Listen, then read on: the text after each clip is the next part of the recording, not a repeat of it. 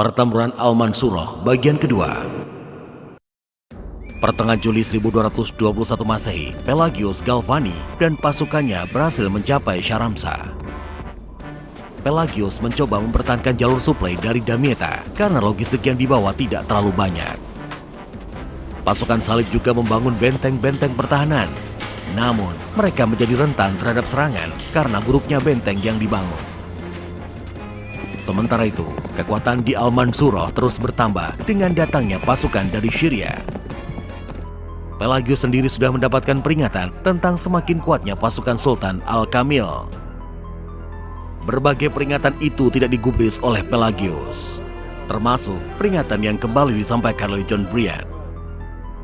Meskipun diabaikan oleh Pelagius, beberapa unit pasukan salib memutuskan mundur ke Damietta dan kembali ke Eropa. Sultan Al-Kamil memang sedang menunggu waktu yang tepat untuk memulai serangan balik. Memasuki akhir bulan Agustus, permukaan Sungai Nil telah meninggi. Pasukan Ayyubiyah yang lebih menguasai medan mulai melancarkan serangan. Naiknya permukaan Sungai Nil dimanfaatkan oleh Sultan Al-Kamil untuk mengerahkan kapal-kapal berukuran besar. Kapal-kapal perang Ayyubiyah berhasil memasuki Sungai Nil dan memutus komunikasi pasukan salib dengan Damietta. Pelagius menyadari bahaya yang mengancam pasukannya.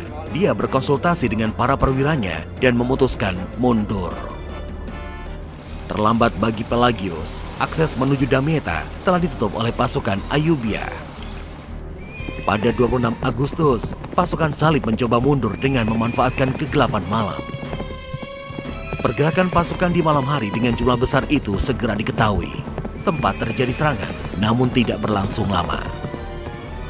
Sultan Al-Kamil memerintahkan pasukannya membuka pintu air di sepanjang tepi kanan Sungai Nil. Pintu air yang dibuka itu membuat pasukan salib terjebak banjir. Menyadari pasukannya sudah terjebak, Pelagius mengirimkan utusan ke Sultan Al-Kamil untuk meminta perdamaian. Pertempuran di sisi kanan Sungai Nil itu berakhir dengan menyerahnya pasukan salib. Sultan Al-Kamil kemudian mengarahkan pasukannya ke Damietta. Sedangkan di Damietta, Pelagius masih memiliki barisan pasukan yang cukup baik. Pasukan angkatan laut yang dikirim Kaisar Frederick telah datang.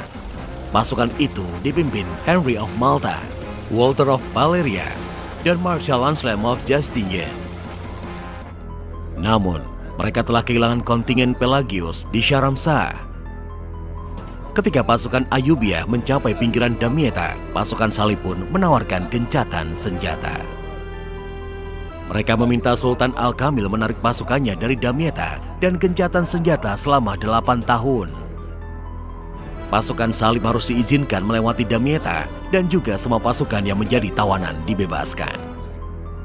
Dan relik salib suci yang selama ini berada di Yerusalem dikembalikan kepada pasukan salib. Sultan Al-Kamil menolak tawaran damai itu dan hanya memberikan pilihan penyerahan tanpa syarat. Penyerahan tanpa syarat itu awalnya direspon kurang baik oleh pasukan salib. Namun, pada 8 September 1221, pasukan salib memilih meninggalkan Damietta. Sultan Al-Kamil dan pasukannya pun memasuki Damietta tanpa pertumpahan darah. Kota pesisir Damietta kembali dalam kekuasaan Kesultanan Ayyubiyah. Dengan masuknya Sultan Al-Kamil ke Damietta, maka perang salib kelima berakhir. Pasukan salib pulang ke Eropa dan Holy Land gagal ditaklukkan.